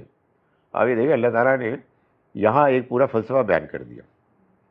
یہ اس لیے ہوا کہ اللہ نہیں ایسا کہ وہ بدلنے والا بن جائے. مغیرن، کس کو بدلنے والا ہے؟ نعمتن، اس نعمت کو انعمہا علی قوم، جو اس نے کسی قوم پر کی ہو. حتی یغیروا ما بانفسہم، جب تک کہ وہ خود نہ بدل دیں جو ان کے اندر ہے. وان اللہ سمیع علیم، اور یہ اس لیے ہے کہ اللہ سننے والا جاننے والا ہے. کداب آل فرعون والذین من قبلہم، ان کے ساتھ ہوا ایسے ہی جیسے کہ ہوا فرعون والوں کے ساتھ اور ان کے ساتھ جو ان سے پہلے ہو گزرے. کذبوا بآیات ربہم، انہوں نے اپنے رب کی آیات کو جھٹلایا. فأہلکناہم بذنوبہم، تو ہم نے ان کے گناہوں کے نتیجے میں ان کو ہلاک کر دیا. وأغرقنا آل فرعون، اور ہم نے فرعون والوں کو ڈبو دیا. وَكُلٌّ كَانُوا ظَالِمِينَ، اور یہ سب ظالم تھے. ان شر الدواب عند اللہ، بدترین حیوان اللہ کے نزدیک. الذین کفروا، وہ لوگ ہیں کہ جنہوں نے انکار کیا. فہم لا یؤمنون، تو وہ اب ایمان نہیں لائیں گے. الذین عاہدت منہم، یہ وہ لوگ ہیں کہ جن سے تم نے اے پیغمبر آپ نے عہد لیا. ثم ینقضون عہدہم فی کل مرۃ، پھر وہ توڑتے ہیں اپنے عہد کو ہر مرتبہ جب موقع ملتا ہے، جب کوئی ان کو عہد توڑنے سے فائدہ ملتا ہے. فہم لا یتقون، اور ڈرتے بھی نہیں ہیں کہ نتیجہ کیا نکلے گا. فإما تثقفنہم فی الحرب، تو جب تم ان کو پاؤ کسی لڑائی میں. فشرد بہم من خلفہم، تو تم ان کو مارو اور تتر بتر کر دو، منتشر کر دو ان کو ان کے ذریعے سے، ان کو کہ جو ان کے علاوہ پیچھے ہیں. لعلہم یذکرون، تاکہ وہ نصیحت حاصل کریں، سبق حاصل کریں. وَإِمَّا تَخَافَنَّ مِن قَوْمٍ خِیَانَةً، اور اگر تمہیں اندیشہ ہو کسی قوم سے خیانت کا. فَانبِذْ إِلَیہم عَلیٰ سَوَاءٍ، تو تم ان کو جو معاہدہ ہے اس کے برابری کے لحاظ سے ان کے ساتھ معاملہ کرو، ان کی خلاف ورزی پر. یعنی عام حالات میں معاہدوں کی پابندی کرو، البتہ جب کسی قوم سے کوئی معاہدے کی خلاف ورزی کا تمہیں اندیشہ ہو تو ان کی خلاف ورزی برابری کے اصول پر جتنا انہوں نے کیا تم ان کے منہ پہ مار دو، ان کے خلاف. ان اللہ لا يحب الخائنین، اللہ خیانت کرنے والوں کو پسند نہیں کرتا. اقول قولی ھذا واستغفر اللہ لی ولکم. سر یہ جو ابھی ہم عذاب کا پڑھے تھے تو پروفٹس ہوں نہ ہوں وہ کنڈیشن نہیں ہے، یعنی اور اگر پروفٹس ہوں گے تو پھر قوم بالکل ختم ہو جائے گی، لیکن اگر نہیں ہوں گے تو پھر اس طرح سے ان کا ڈاؤن فال اور رسوائی ہوتی ہے. یعنی اصول یہ ہے کہ کسی قوم کے اندر ایک خاص لیول کے گراوٹ اور جو اخلاقی ہے نا ان کی برائی، وہ جب اس سے نیچے آ جائے گی تو اللہ اس قوم سے اپنی وہ نعمت چھین لے گا کہ جس نعمت کے ان کو ملنے کی وجہ سے انہیں عروج، ترقی، طاقت حاصل ہوئی تھی، وہ قوم بگڑ جائے گی۔ اس قوم پر اللہ کی طرف سے جو نعمت تھی اس کے چھن جانے کے نتائج کس شکل میں نکلیں گے مختلف ہیں، تباہ بھی ہو سکتی ہے، ذلیل رسوا بھی ہو سکتی ہے، کچھ بھی ہو سکتا ہے۔ یہ پروسیس رسولوں کے آنے کے نتیجے میں بہت تیز ہو جاتا ہے، چنانچہ وہ سامنے ان کے اوپر وہ عذاب آ جاتا ہے۔ سر رسولوں کی موجودگی میں تو یہ بھی تھا نا کہ سارے کے سارے جو تھے وہ اس طرح سے نہیں گئے، جو اچھے لوگ تھے وہ رسول کے ساتھ نکال دیے جاتے تھے، سیگریگیٹ ہو جانا، لیکن یہاں پہ تو ہم دیکھ رہے ہیں کہ سب ایک ساتھ ہی۔ یہی تو بات ہے کہ رسولوں کے معاملے میں تو دو گروہ بن جاتے نا، ایک وہ کہ جو رسول کے ساتھ ہوتے اچھے لوگ، اور ایک وہ کہ جو ان سے الگ ہو جاتے برے، اور ان پر عذاب آ جاتا۔ چونکہ عام معاشرے میں اچھے اور میرے برے دونوں ملے جلے ہوتے ہیں، اس وجہ سے بھی اپارٹ فرام ادر ریزنز ان کا ڈاؤن فال اور ایکسٹریم مورل ڈکے وہ بہت بعد میں آتا ہے۔ ٹھیک ہے، اچھے لوگ ہوتے ہیں، جب اچھے لوگ بالکل بے معنی ہو جائیں اور برائی بالکل غالب آ جائے تب جا کے ہوگا۔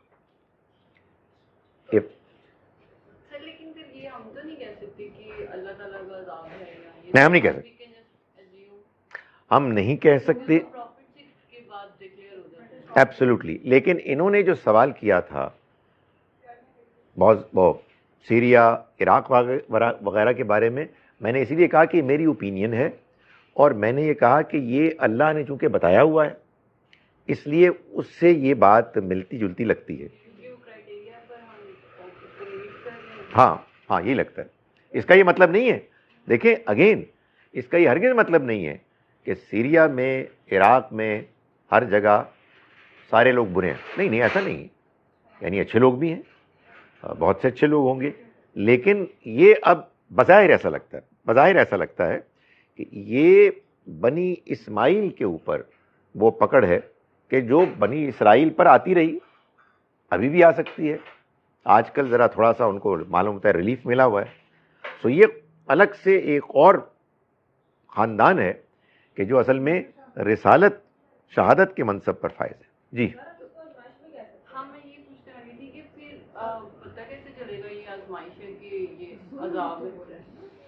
نہیں، لیکن سر سارے مسلمان ہیں تو پھر جو دوسرے اسلامک کنٹریز ہیں ان میں بھی بگڑے ہوئے اور سب کچھ ہے، یقیناً ہے۔ تو پھر ان سے کیا بگننگ ہو گئی ہے بس؟ معلوم یہ ہوتا ہے کہ دیکھیے گزارش یہ ہے کہ ایک چیز آپ کے سامنے آ گئی ہے، یعنی عراق، شام، لیبیا کے واقعات آپ کے سامنے آ گئے، اس میں تو کوئی شبہ ہی نہیں ہے۔ پاکستان، سعودی عربیہ اور ممالک میں، جارڈن میں ایسا نہیں ہوا ہے، سو ہم یہ نہیں کہیں گے کہ ہم بہت اچھے ہیں، ہمیں یہی کہا جائے گا کہ اس سے عبرت پکڑو، وہاں ہو رہا ہے تو کل بھی تمہارے ساتھ بھی ہو سکتا ہے۔ خدا تعالیٰ کا پروسیس یہ ہے، تو کہیں جلد ہو گیا، کہیں دیر میں آ گیا۔ If I suspect some financial fraud is being done, is it my religious duty to expose the facts or stay out of it? Please guide. آپ کے پاس اس کے دیکھیں، آپ کے پاس اس کے شواہد موجود ہیں تو آپ ان شواہد کو پیش کریں، اور جیسا کہ پیش کرنے کا طریقہ ہے ویسے پیش کریں۔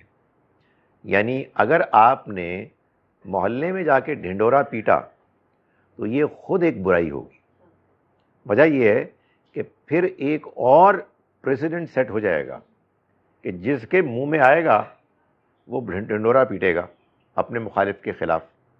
تو ہر تنقید کا ایک طریقہ ہوتا ہے، ہر برائی کا مقابلہ کرنے اور اس کا قلع کما کرنے کا ایک پروسیجر ہے.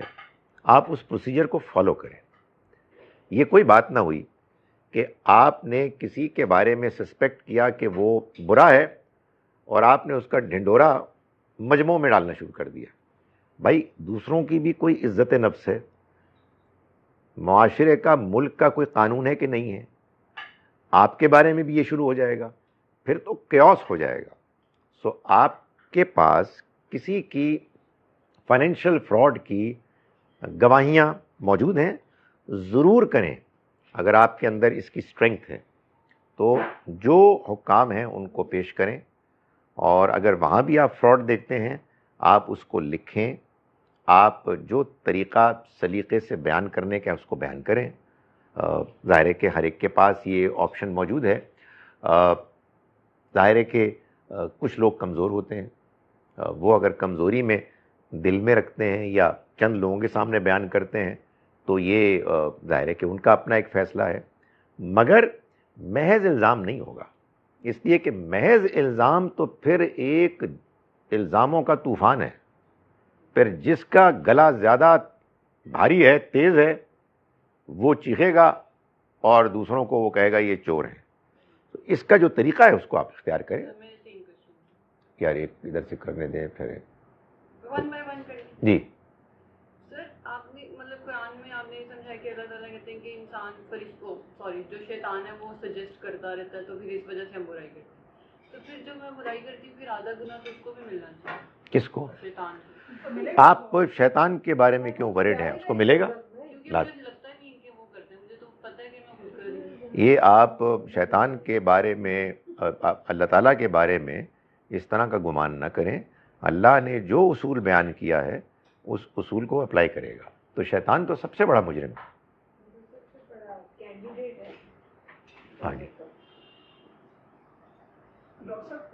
لیکن سر ابھی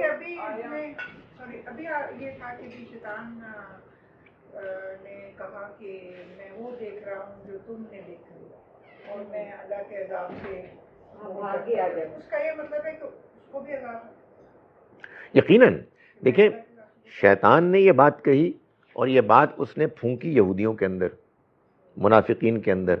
انہوں نے یہ پھونکی مشرکین کے اندر. مشرکین بے وقوف گدھے میدان بدر میں آ گئے، یہودی پیچھے ہٹ گئے، ان کی باری بعد میں تھی. لیکن شیطان نے یہ بات لٹرلی کہی. جی ڈال دیں جی، میرا موقع تو بعد میں ہی آئے گا، ابھی تو میں آپ سمجھیں کہ جزوی روزے سے ہوں.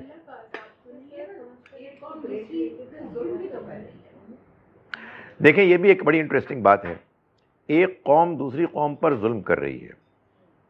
الٹیمیٹ فیصلے سارے معاملات کے اللہ کے ہاں ہوں گے. مگر سورہ بنی اسرائیل کے بالکل آغاز میں آپ جو چند آیات ہیں ان کو پڑھ لیں.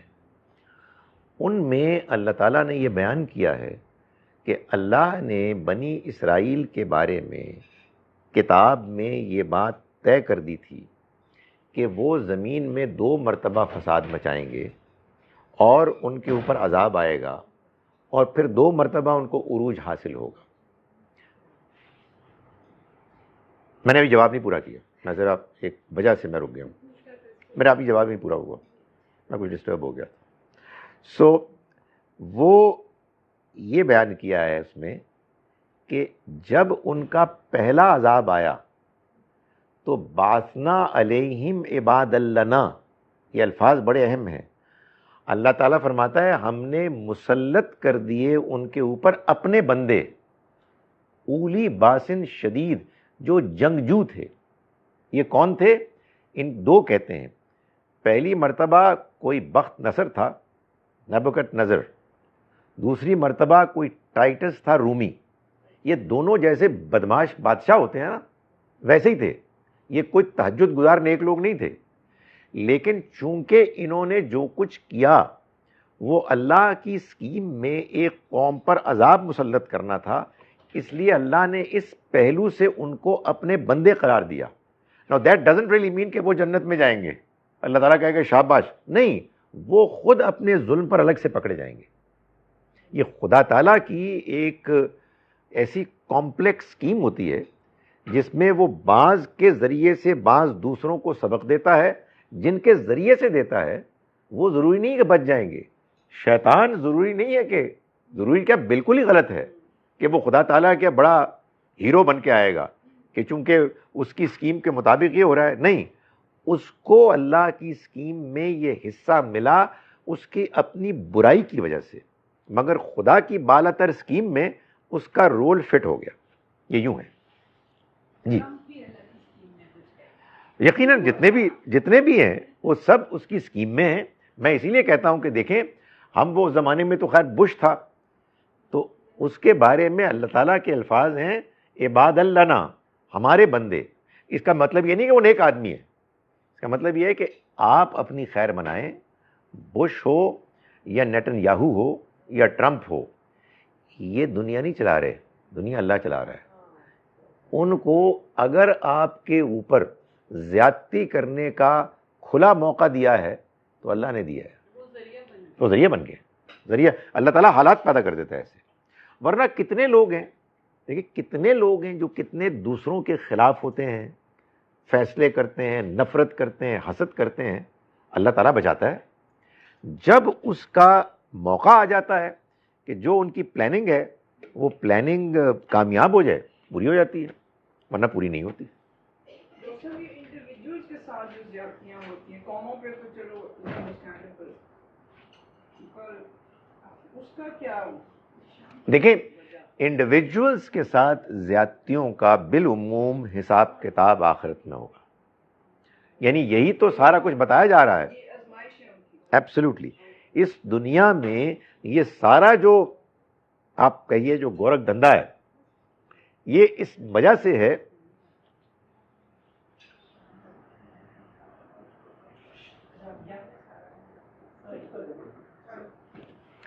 یہ جو گورکھ دھندا ہے یہ اس وجہ سے ہے کہ اللہ تعالیٰ یہ بتانا چاہتے ہیں کہ یہ دنیا آزمائش ہے, اگلی دنیا ہے جس میں حساب کتاب ہوگا. تو انڈیویجول ہی کے لیے ہے, یعنی قومیں تو کبھی کبھی ایسا ہوتا ہے, انڈیویجول تو ہر وقت یا نیکیاں کر رہے ہیں یا بدیاں کر رہے ہیں. تو اللہ تعالیٰ یہی تو بتانا چاہتا ہے کہ یہ دنیا کی زندگی کوئی کھیل کود تماشا نہیں ہے, بلکہ یہ ایک بڑی سنجیدہ آزمائش ہے. لیکن اس کے باوجود انسان بے فکر ہے. یہی تو افسوس کی بات ہے. اور لکھا ہوا ہے کہ بھئی آخرت وہ ہے, اور ہمارے سامنے لوگ مرتے ہیں, اپنے مرتے ہیں. دیکھیں دو باتیں ہم بھول جاتے ہیں. اصل میں اس کا پہلو یہ ہے کہ اگر ہم ساروں پر اس کا اثر ہو جائے, دنیا آزمائش نہ رہے, پھر تو ہر بندہ دیکھو او مائی گڈنس بس میں نے چھوڑ دیا. اصل میں دنیا کے اندر اللہ نے ایک اٹریکشن رکھی ہے جو ہم سب کو اپنی طرف کھینچتی ہے. یہ اٹریکشن اتنی زیادہ نہیں ہے کہ جس کے نتیجے میں اچھے لوگ بھی اس میں ملوث ہو جائیں. اس کو بیان کیا اللہ تعالیٰ نے قرآن مجید میں, معلوم ہے کہاں؟ سورہ زخرف میں. سورہ زخرف میں اللہ تعالیٰ یہ فرماتے ہیں کہ اگر اللہ کو یہ خدشہ نہ ہوتا کہ اہل ایمان بھی پھسل جائیں گے تو ہم انکار کرنے والوں کے گھروں کو ایسے محلات بناتے کہ ان کے دروازے, ان کے کھڑکیاں چاندی کے ہوتے, اور آگے فرمائیں چاندی نہیں سونے کے ہوتے. زخرفہ. دنیا کی زندگی کی کوئی حیثیت ہی نہیں ہے. تو ہم نے ایسا نہیں کیا صرف اس لیے کہ کہیں ہمارے صاحب ایمان بندے بھی پھسل نہ جائیں. اس کو نبی صلی اللہ علیہ وسلم نے ایک اور پیرائے میں یوں بیان فرمایا کہ اگر اللہ کے نزدیک دنیا کی زندگی کی حیثیت ایک مچھر کے پر کے برابر بھی ہوتی تو وہ خدا کی قسم کسی کافر کو ایک گھونٹ پانی نہیں پینے دیتا. ایک گھونٹ پانی نہیں پینے, ہے ہی کچھ نہیں ہے. اس لیے وہ لوگوں کو موقع دیتا ہے اور آزما رہا ہے. لیکن میں گزارش یہ کر رہا تھا کہ آزمائش صرف اتنی ہے جتنی کہ اللہ کے پسندیدہ نیک بندوں کے لیے کہ جو صحیح راستہ اختیار کرنا چاہتے ہیں قابل برداشت ہو, اور وہ لوگ کہ جو برائی سے باہر نکلنا چاہتے ہیں وہ باہر نکل سکیں. اسی لیے عیاشی کے دوران بھی بڑے مسائل آتے ہیں. ہم لگتا ہے کیا بکواس ہے یار, تھوڑی دیر کے لیے آدمی بور ہو جاتا ہے, وہ کرتا ہے کہ کیا مصیبت میں پھنس گئے, تاکہ اس کو موقع ملے. سو خدا تعالیٰ کے ڈیزائن میں یہ وہاں جا کے پتہ لگے گا, اللہ کرے یہیں پتہ لگ جائے کہ یہ پرفیکٹ ڈیزائن ہے.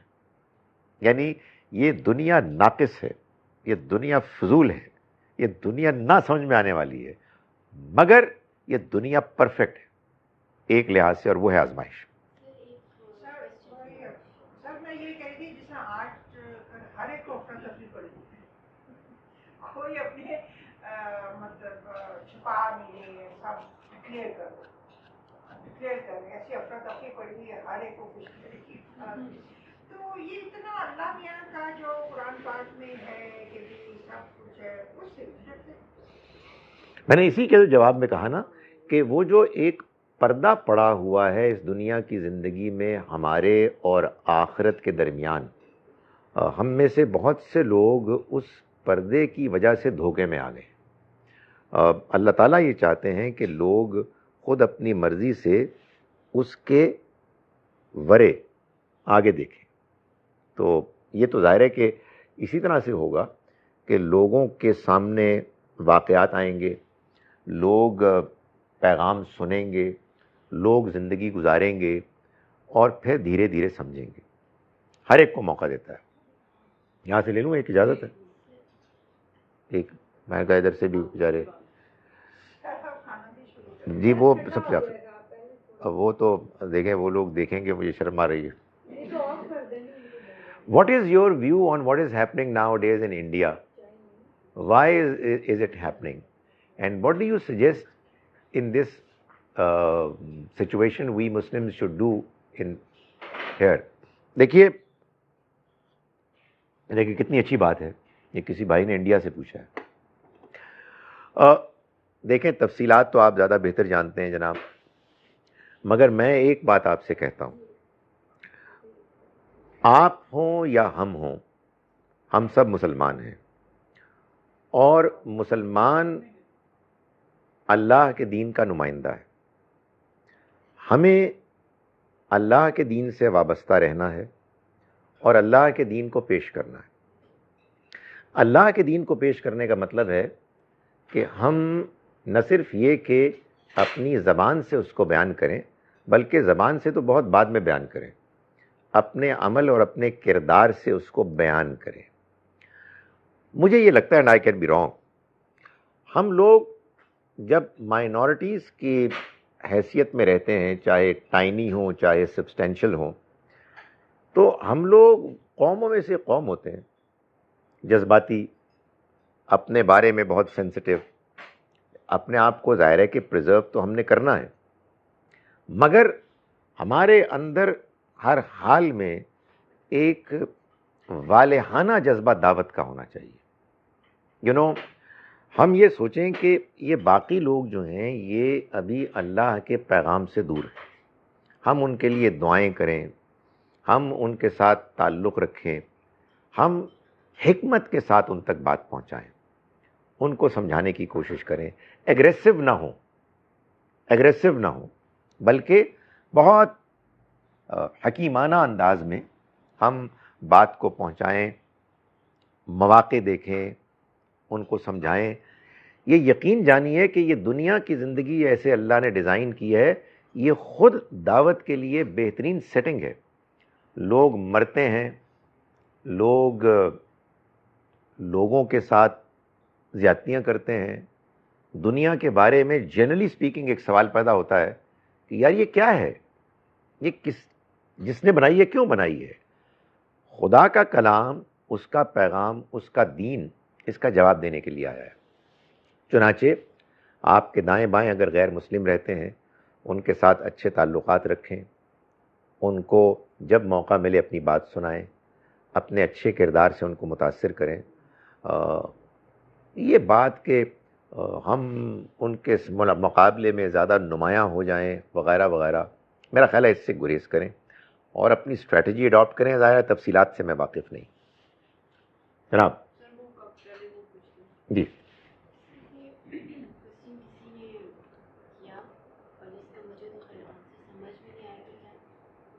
کہ یہ دنیا اللہ تعالیٰ نے بنائی ہے، ڈیزائن کی ہے، تو یہ اس نے اپنی حکمت سے یا اپنی پسند سے ایسے اس کو بنایا ہے. یعنی اگر دنیا میں وہ آکسیجن نہ دیتا یا گریوٹی نہ رکھتا یا ڈفرینٹ لاز جو ہیں جو دنیا میں ہمیں مطلب سروائیول کے لیے جو ہمارے ساتھ ضروری ہیں، اور وہ اس کے لیے اللہ تعالیٰ ہمیں یہ کیوں کہتا ہے کہ ہم اس کا شکر ادا کریں؟ کیونکہ اگر وہ اس طرح نہ کرتا تو پھر ہم سروائیو ہی نہ کرتے، اور پھر ہم اس پہ مطلب اس طرح سے ہم زندگی گزارتے ہی نہ، تو پھر آزمائش بھی نہ ہوتی اور کوئی ٹیسٹ بھی نہ ہوتا. تو وہ باقی سب تو ٹھیک ہے کہ مطلب اس نے یہ کیا یہ کیا یہ کیا، اس کو میں مانتا ہوں، لیکن میں اس چیز کو کیا کروں؟ مطلب مجھے یہ سمجھ آتی ہے کہ میں شکر کیوں اس کا ادا کروں. رائٹ. یعنی سوال یہ ہے کہ ہم اللہ کا شکر کیوں ادا کریں جبکہ یہ دنیا اس نے بنائی تھی، ہم نے تو نہیں بنائی. ہمیں اگر اس نے زندگی میں زندہ رکھنا تھا تو آکسیجن تو دینی تھی، بھئی پانی تو دینا تھا، کھانا تو دینا تھا. وہ نہ دیتا تو اس کا پلان ہی مکمل نہ ہوتا. تو ہم سے کس چیز کی شکر گزاری کا تقاضا کرتا ہے؟ دیکھیے یہ بڑا زبردست فلسفیانہ سوال ہے ناشکری کے لیے کہ آپ معاملات کو دیکھیں دوسرے کے پوائنٹ آف ویو سے. مثال کے طور پر میں یہ سوچوں کہ دنیا میں آنے کے لیے میں نے فیصلہ کیا تھا، میرے ماں باپ نے کیا تھا. تو میری ماں نے اگر مجھے اپنے پیٹ میں 9 مہینے رکھا اور اس کے بعد اپنا دودھ پلایا اور اس کو میرے نخرے برداشت کیے تو یہ تو اس کی پرابلم تھی. تو اس کے بعد ظاہر ہے کہ میں ان کا شکر کیوں ادا کروں؟ نہیں، شکر گزاری میں جو اینگل ہوتا ہے وہ آپ کی طرف کا ہوتا ہے. آپ یہ نہیں دیکھتے کہ دوسرے کی کیا پرابلم ہے، آپ یہ دیکھتے ہیں کہ آپ کی ضرورت پوری ہو رہی ہے. میری ماں نے میری ضرورتیں پوری کی، میں مجبور تھا. میں اس اینگل سے دیکھوں تو وہ میرے لیے ایک بے انتہا اہم ہستی ہے. میں اس اینگل سے دیکھوں تو ٹھیک ہی ہے بھائی، نہ آپ مجھے پیدا کرتے. تو یہ بہترین فلسفہ ہے ناشکری کا. تو خدا تعالیٰ نے جو کچھ بنایا واقعی اسی نے بنایا، ہم نے تو نہیں بنایا. آکسیجن نہ دیتا ہم مر جاتے. مجھے آکسیجن کی ضرورت ہے. کسی نے صحیح کہا کہ یہ جو لوگ ٹیں ٹیں کرتے ہیں نا دنیا میں ٹیں ٹیں کرنے والوں کو کہتا ہوں کہ میری ایک بات تھوڑی دیر کے لیے مان لیں، 2 منٹ کے لیے سانس بند کریں پلیز. اس کے بعد انشاءاللہ کوئی ہوگا نہیں جس سے میں گفتگو کروں. اس لیے آدمی کو اندازہ ہوگا کہ یہ میرے لیے کتنی ضروری ہے. میں اب موجود ہوں زندہ، مجھے سانس لینا ہے، مجھے آکسیجن نہیں ملے گی میں مر جاؤں گا. چنانچہ مجھے آکسیجن پرووائڈ کرنے والے کا شکر ادا کرنا ہے. اس کی کیا پرابلم ہے یہ میری پرابلم ہی نہیں ہے. اس نے اچھی نیت سے کیا، اس نے بری نیت سے کیا، اس کی کوئی مجبوری تھی، اس کی کوئی مہربانی تھی، یہ اس کا معاملہ ہے. میں نے اس کو دیکھنا ہے اپنے اینگل سے، اس لیے کہ میری ضرورت پوری ہو رہی ہے. اس لیے کہ اگر یہ ضرورت پوری نہیں ہوگی تو میں بہت تکلیف میں ہوں گا، بہت پریشانی میں ہوں گا. میری پریشانی اس نے دور کی ہے، اس لیے میں اس کا شکر گزار ہوں. لیکن پانی کا ہم پڑھنے والے ہیں کہ وہ ہمیں ریئلائز ہو جائے گا کہ ہمیں کتنی ناشکری یا شکر کرنا چاہیے اس کا. کئی آیتوں میں یہ مینشن ہے پانی کا. پانی استعمال کرتے ہو، اگر میں اس کو بارہ کر دوں یا میں اس کو کم کر دوں تو کیا کروں؟ آخری ہے نا وہ سورہ ملک کی آخری آیت ہے، آخری آیت. اس میں شروع میں بھی یہ ہے کہ میں آپ نے تمہیں پیدا کیا ہے تاکہ آزماؤں، اور پھر راستے پہ کون وہ کہنا کہ اگر ہم اس کو پانی کو غائب کر دیں تو پھر کون ہے کہ جو تمہارا. جی جی اس کی چیز کا پہلے بھی مینشن کیا تھا کہ کچھ ایک مقام ایسا آ جاتا ہے کہ جہاں آپ کو you have to block yourself کہ بھائی اس سے آگے ہم نے نہیں سوال پوچھنا اور ہم نے بلیو کرنا واٹ وی لسن. اللہ کی راہ میں دیکھیں نا یہ سب جو ہے کہ مطلب اگر بلیو نہیں کرنا تو اٹس ویری گڈ لاجک ہے. اگر آپ اپنے ذہن کو دیکھیں گزارش یہ ہے کہ سوال آتے ہیں ذہن میں جن کے بارے میں پھر آدمی کہتا ہے کہ نہیں مجھے صرف بلیو کرنا ہے. نہیں، اس کو بھی دیکھیں کلیئر کر لیں. 2 طرح کے سوالات آتے ہیں. میں نے ابھی یہ بتایا، ایک وہ سوالات ہوتے ہیں جن میں سے ہر ایک کا حتمی جواب اس دنیا میں پانا ممکن ہی نہیں ہے. جیسے کہ میں نے بتایا 2 سال کا بچہ مر گیا، کیوں مرا میں نہیں جانتا، میرے پاس کوئی جواب نہیں ہے سوائے اس جواب کے کہ جس رب کی دنیا میں میں رہتا ہوں اور اس رب کے پیغام کو میں سمجھتا ہوں، اس رب نے مجھے اور بہت سے معاملات میں حکمتیں سمجھا دی ہیں۔ وہ رب اس کی بھی کوئی حکمت رکھتا ہے۔ اس کو اگر آپ بلائنڈ فیتھ کہنا چاہتے ہیں ضرور کہہ دیں، مجھے کوئی اعتراض نہیں، لیکن مجھے اجازت دیں کہ یہ بلائنڈ بھی ہے اور لاجیکل بھی ہے۔ اگر آپ ایک میتھمیٹکس کے ایکسپرٹ کو اس کی قابلیت سے متاثر ہونے کے بعد اس پر بھروسہ کر کے اس کی چند اور ایکویشنز کو، تھیورمز کو بھی آپ مان لیتے ہیں کہ ٹھیک ہے، اگرچہ کہ آپ کو سمجھ میں نہیں آ رہی، اور اس کو آپ ایک نیچرل لاجیکل بات سمجھتے ہیں، تو پھر اللہ تعالیٰ کے بارے میں بھی یہ مان لیں۔ جو بلائنڈ فیتھ ہوتا ہے نا دوسرا خطرناک، وہ یہ ہے کہ میرے پاس کوئی جواب نہیں، دفع ہو یہاں سے، اور میں نے تو اس کو ایسے ہی مان لیا۔ اصل میں اس میں کیا ہوتا ہے، آپ نے سوچا ہی نہیں ہوتا جواب، اور آپ ایک غلط بات پہ اڑے ہوئے ہوتے ہیں۔ اس طرح کا بلائنڈ فیتھ ہر مذہبی آدمی کا ہے، جس نے انٹ سنٹ غلط صحیح باتیں ساری مان لی ہیں، اور وہ ضد میں آ گیا ہے کہ میں اب کوئی اور بات سننے کے لیے تیار نہیں ہوں۔ یہ جس کو میں کہہ رہا ہوں 2 سال کے بچے والی بات، اس میں آپ اس نتیجے تک پہنچ جاتے ہیں کہ بھائی میں نے جو کچھ بھی میرے پاس علم کے ذرائع میسر تھے ان کو استعمال کرنے کے بعد یہ نتیجہ اخذ کیا ہے کہ اس طرح کے معاملات کے بارے میں تفصیلی جواب میں نہیں دے سکتا۔ میں یہ بتا سکتا ہوں کہ موسیٰ علیہ السلام اور خضر علیہ السلام کے اس واقعے میں جو بچہ مارا گیا تھا اس کی وجہ تو ایک بتا دی گئی تھی، جو کشتی میں چھید کیا گیا تھا اس کی وجہ بتا دی گئی تھی، جو بدتمیز لوگوں کے بستی میں دیوار اٹھا دی گئی تھی اس کی وجہ بتا دی گئی تھی۔ جب وہ وجوہات بتا دی گئیں تو ہر چیز کی کوئی نہ کوئی وجہ ہے، مگر ہم نہیں جانتے۔ کیوں نہیں جانتے یہ بات بھی سمجھ میں آتی ہے کہ اگر سب کچھ ہم جان لیں تو یہاں کی آزمائش ختم ہو جائے گی۔ تو یہ جو ہمارا بھروسہ کرنا ہے، آپ اس کو بلائنڈ کہیں، یہ اصل میں پوری لاجک کے ساتھ ہے۔ لیکن بعض اوقات کیا ہوتا ہے، بعض اوقات سوال صحیح ہوتا ہے کہ بھائی صاحب آپ یہ جو قرآن مجید کو بغیر سمجھ کے پڑھ رہے ہیں تو کیا ہے؟ تو آپ اللہ بہتر جانے جی، میں تو ایسے ہی دیکھا ہے اور میرا بلائنڈ فیتھ ہے۔ نہیں، یہ کچھ نہیں ہے، آپ نے اپنی عقل کو صحیح طرح سے استعمال کیا ہی نہیں، اور آپ نے وہ حرکت کی کہ جو مطلوب نہیں ہے۔ یہ بھی دیکھیں آج کیسی پیچیدہ بات سامنے آئی کہ یہ لوگ کیسے جیسے وہ مسئلہ ہے نا کافروں والا، اور وہ کہ لوگ جو ہے وہ ٹیررسٹ ہیں اور وہ کہتے ہیں کہ ہم دین پر عمل کر رہے ہیں، بالکل اسی طرح سے بلائنڈ فیتھ کا ہے۔ تو کہتے ہیں یہ ایسا ہی ہے، آخر کون ہے جو ساری باتیں کا جواب دے سکتے ہیں؟ واقعی یہ بات صحیح ہے، بعض باتوں کا جواب دینا ممکن نہیں ہے، اور بعض باتوں کا جواب ہمیں تلاش کرتے رہنا ہے، اور دونوں میں فرق بھی سوچتے رہنا ہے۔ یہ بھی ایک آزمائش۔ معاشی میں یہ بھی ہے کہ اپنی آواز کو اونچا کریں۔ جو اللہ تعالیٰ کو بن دیکھے مان لے گا تو اس کے لیے بہت اجر۔ یعنی وہ اس بات پر اصرار نہیں کرے گا کہ مجھے اللہ کو دکھاؤ، بلکہ اللہ کے موجود ہونے کی دلائل کی بنیاد پر مانے گا۔ اسی طرح کے نا یہ بھی جو ہے جو ہم پوچھتے ہیں ویئر از گاڈ، مطلب وہ کدھر ہے، تو پھر وہاں پر اسٹاپ کر دینا چاہیے۔ نہیں، سٹاپ کیا کرنا چاہیے؟ دیکھیں جب آپ نے سٹاپ تو تو ان سے پوچھیں ویئر از یور انٹلیکٹ، آپ کی عقل کہاں ہے؟ Where is gravity? نہیں، بچے کو سمجھانا ہے نا، بچے کو سمجھانا ہے نا کہ دیکھو یہ قلم نیچے گرتا ہے، آپ کہتے ہیں گریوٹی، گریوٹی کو دکھاؤ کہاں ہے؟ یہ کتاب گریوٹی ہے؟ نہیں، اس زمین کے اندر ایک کشش ہے جو نظر نہیں آتی۔ تو ہم ان کو سمجھائیں گے کہ گریوٹی، کشش ثقل وہ حقیقت ہے کہ جو نظر نہیں آتی، مگر وہ اپنے شواہد اور دلائل سے سمجھی جاتی ہے اور مانی جاتی ہے۔ اللہ بھی اس طرح کی حقیقتوں میں سے ایک حقیقت ہے۔ یہ بتایا جائے گا، یہ بتایا جائے گا کہ گریوٹی کو لوگ کیوں مانتے ہیں اور اللہ کو کیوں نہیں مانتے۔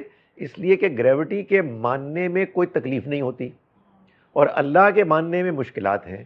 گریوٹی پر بھی آپ روزانہ کا ٹیکس لگا دیں، گریوٹی کے بھی انکار کرنے والے بہت سے پیدا ہو جائیں گے کہ بکواس بات ہے۔ ہر روز اگر مجھے 1000 روپیہ دینا پڑ جائے گریوٹی کو ماننے میں پاگل ہوں میں گریوٹی کو کوئی گریوٹی نہیں ہے، بکواس کر رہے ہیں.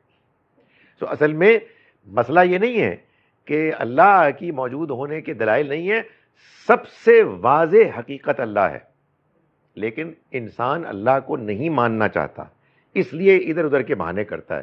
بچوں کو معاف کر دیں، ابھی بچوں کی زندگی، ہمارے بچوں کی زندگی، ہماری زندگی جب ہم بچے تھے اس سے کہیں زیادہ رنگین ہے.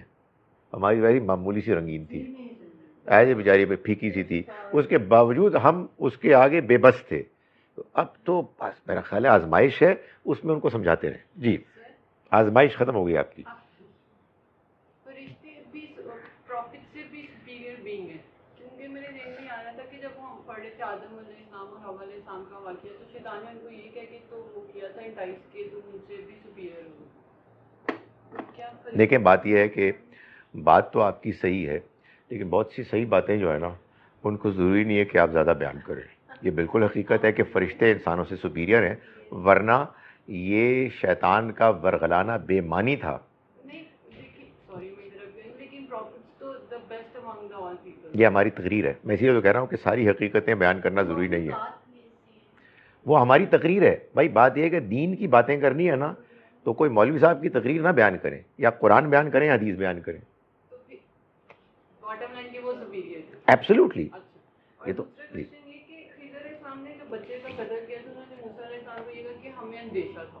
سر اندیشے پہ قدر کر دیا، اندیشہ تھا کوئی وہ تو یعنی یوں ہے کہ خضر علیہ السلام کے جو اللہ کے فرشتے تھے ان کو اللہ نے یہ بتایا کہ یہ اندیشہ ہے کہ بڑے ہو کر وہ بنے گا، نافرمان بنے گا، زیادتی کرے گا. یہ اندیشہ تھا. ہمیں یہ اندیشہ ہوا کہ وہ ان کے لیے تکلیف کا باعث بنے گا، اور یہ کہہ کے اللہ نے چھوڑ دیا. اور انہوں نے اس کا یہ نتیجہ نکالا. خدا تعالیٰ اس سے یہ معلوم ہوا کہ فرشتوں کو بھی اور پیغمبروں کو بھی ایسا نہیں ہے کہ ہر موقع پر فائنل ڈیٹیلز بتاتا ہے، بلکہ بعض اوقات ایک ہنٹ کرا دیتا ہے اور پھر وہ اپنا فیصلہ کرتے ہیں، جو عام طور پر فیصلہ ٹھیک ہوتا ہے، اور اگر غلط ہونے لگے تو اللہ تعالیٰ پکڑ لیتا ہے. ابراہیم علیہ السلام کو بھی اللہ تعالیٰ نے بس یہ ہنٹ کرائی تھی کہ تم نے بیٹے کو قربان کرنا ہے. وہ قربانی کے آخری حد تک پہنچ گئے، اللہ تعالیٰ نے روک لیا. تو اصل میں ان کی بھی آزمائش ہو رہی ہوتی ہے. تو یہ ایسے ہوتا ہے، نہ کہ یہ کہ وہ روبوٹس ہیں بٹن دباؤ اور یہ کرو. تو وہ تو بڑی بورنگ سی بات ہے. تو ان کے ساتھ بھی ایسے ہی معاملہ ہوتا ہے. ایبسلیوٹلی. فرشتے اگر نہیں تھے تو ٹوٹل کنفیوژن ہے، پھر مجھے کچھ نہیں سمجھ میں آئے گا. پھر تو ظاہر ہے کہ وہ ساری صوفیانہ باتیں ٹھیک ہیں کہ اللہ نے اس دنیا میں کوئی ابدال، کوئی قطب اپوائنٹ کیے ہوئے ہیں، بندے مارتے ہیں لوگوں کے قسمت کے فیصلے کرتے ہیں. اب معلوم ہے آپ کے مسلمانوں میں ایسے لوگ ہیں، یہ ابدال قطب تو آپ نے سنے ہوئے ہیں نا، حسن ابدال اینڈ قطب وغیرہ. سو وہ کیا ہے؟ وہ ہائرارکی ہے، اور وہ اسی حضرت خضر کے واقعے سے ماخوذ ہے. اس لیے کہ فرشتے بندے ہی ہوتے ہیں، اللہ کے بندے، اللہ کے عبد من عبادنا، اللہ کی مخلوق ہے. تو اللہ کی مخلوق، دیکھیں آپ اور میں بہت سے کام نہیں کر سکتے، اللہ میاں تو کر سکتا ہے. بندے ہم نہیں مار سکتے، اللہ تعالیٰ صبح و شام مارتا ہے. تو اس کے فرشتے اس فیصلے کو امپلیمنٹ کرتے ہیں. انسانوں نے مارا تو انسان پکڑے جائیں گے. تو وہ اس میں بڑا نازک موقع ہے، مقام ہے حضرت ابراہیم علیہ السلام کا. ان کو اللہ نے خواب میں دکھایا کہ وہ اپنے بیٹے کو ذبح کرنے ہیں. خواب ہمیشہ ہی سمبولک ہوتا ہے. یوسف علیہ السلام کا خواب کون سا لٹرل تھا؟ 11 ستارے، سورج، چاند ان کے آگے سجدہ کر رہے ہیں، یعنی ان کے 11 بھائی اور ان کے والدین ان کے آگے جھک رہے ہیں. یہ اس کی اصل حقیقت تھی. تو جب حقیقت سامنے آئی تو بات سمجھ میں آ گئی. اسی طرح سے ابراہیم علیہ السلام کے خواب کی حقیقت یہ تھی کہ وہ اپنے بیٹے کو تمام ان کے دنیاوی جو بھی مشن ان کے بارے میں ایمبیشنز ہو سکتے تھے اس سے کاٹ کے اللہ کے گھر کی خدمت کے لیے ان کو لگا دے، یہ قربانی دے دیں. انہوں نے اس کو لٹرل سمجھا اور اللہ نے اس کی بڑی تعریف کی. ان کو یہ نہیں تھا کہ ایک دوسرے کا امکان معلوم نہیں تھا، بلکہ انہوں نے اس امکان کو اچھا نہیں لگا ان کو کہ وہ اس کو اس پر ترجیح دیں کہ جو ان کے لیے ایک زیادہ مشکل چیز تھی. تو اللہ نے ان کو روک لیا. اللہ تعالیٰ ایسے ہی کرتے. خضر جو تھے وہ نظر نہیں آ رہے ہوں گے، کیونکہ اگر کشتی میں چھید کر رہے ہیں تو لوگوں نے پکڑا کیوں نہیں لیا؟ یہ اللہ تعالیٰ نے بتایا نہیں. ایسا ہو سکتا ہے، بالکل ایسا ہو سکتا ہے. ایسا ہی ہو سکتا ہے کہ صرف موسیٰ علیہ السلام کو نظر آ رہے ہوں. یہ بالکل جی. دیکھیں ایلینز کے بارے میں میں اپنے قرآن کے علم کی حد تک صرف دو امکانات کو بیان کر سکتا ہوں، باقی اللہ ہی بہتر جانتا ہے. ایک یہ کہ کیا خبر کہ جنات ہی یہ شکل اختیار کر لیتے ہوں، اس لیے کہ جنات کی بہت سی صلاحیتوں سے ہم واقف ہیں، بہت کچھ کرتے ہیں وہ. اور دوسرا اللہ تعالیٰ نے یہ واضح اشارہ کیا ہوا ہے قرآن مجید میں کہ ہماری اس زمین کی طرح 6 زمینیں اور ہیں، یعنی جس میں 6 اور ہماری طرح کی مخلوقات موجود ہیں.